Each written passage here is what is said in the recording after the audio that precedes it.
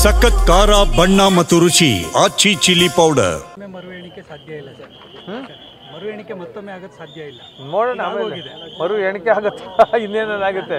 Supreme ಕೋರ್ಟ್ಗೆ ಅವರು ಹೇಳಿದ್ದಕ್ಕೆ ನಡ್ಕೊಂಡಿದ್ದಾರಾ, ಅವ್ರನ್ನೇನಾದ್ರು ಧಿಕ್ಕರಿಸಿದಾರೆ ಇದರಲ್ಲಿ ಎಲ್ಲ ಅವ್ರು ತಿಳ್ಕೊತಾರೆ ಅಲ್ವಾ.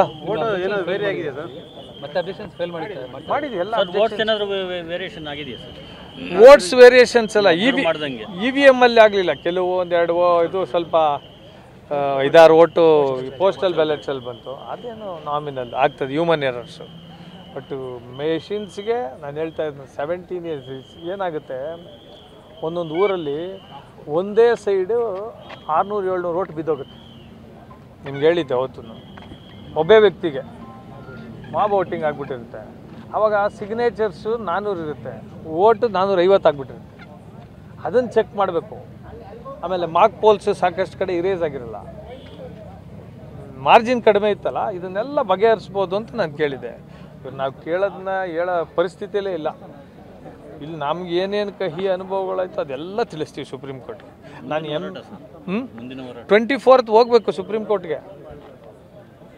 ಹೋರಾಟ ಅಂದರೆ ನಾನು MLA ಆಗಬೇಕು, ಇವ್ರನ್ನೆಲ್ಲ ಈ ಥರ ಬಂದಾಗ ಯಾವ ರೀತಿ ಸ್ಪಂದನೆ ಮಾಡ್ತಾರೆ ಜಿಲ್ಲಾಡಳಿತಗಳು ಅನ್ನೋದು ತಿಳಿಸ್ಬೇಕು. ಇವತ್ತು ನನಗಾಗಿದ್ದು ನೆಕ್ಸ್ಟ್ ಮುಂದೆ ಅವ್ರಿಗೆ ಆಗಬಾರ್ದು.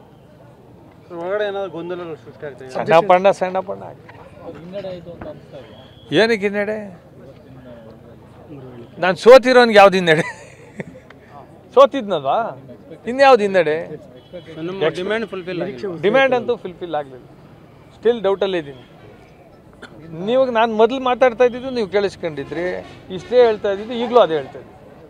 ಇನ್ಮೇಲೆ ನಿಮ್ಮ ಬಗ್ಗೆ ಮಾತಾಡಲ್ಲ ಅಂತ ಹೇಳಿದ್ರು. ಒಳ್ಳೆಯದು.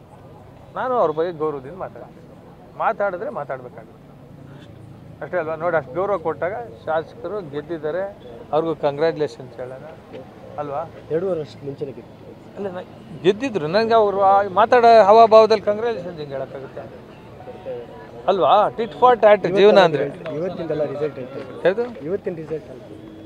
ಇವತ್ತು ಅವ್ರ ಗೌರವ ನೀವು ಹೇಳಿದಿರಲ್ಲ, ಗೌರವದಿಂದ ಮಾತಾಡಿದ್ರು, ಅವ್ರ ಬಗ್ಗೆ ಮಾತಾಡಲ್ಲ ಅಂದಿದ್ದಕ್ಕೆ ಸರ್. ಇವತ್ತಿಂದ ಹೊಸ ನಂಜೇಗೌಡ ಆಗ್ತೀನಿ, ಮಂಜುನಾಥಗೌಡ ಬಗ್ಗೆ ಯಾವುದೇ ರೀತಿ ಅವ್ರು ಏನೇ ಸನ್ಮಾನ್ಯ ನಂಜೇಗೌಡ್ರೆ, ಸನ್ಮಾನ್ಯ ಶಾಸಕರೇ, ನಿಮ್ಮ ಬಗ್ಗೆನೂ ಗೌರವ ಇದೆ.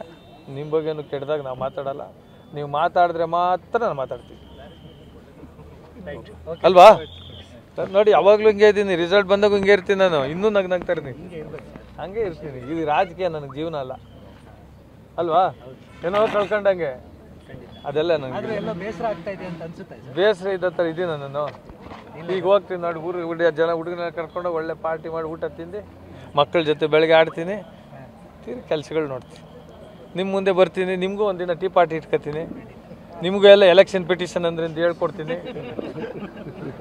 ಅದು ಏನೋ ಕಾಣಿಸ್ತದ ಬೇಜಾರಂದ ನನ್ನಲ್ಲಿ? ಹಾಂ.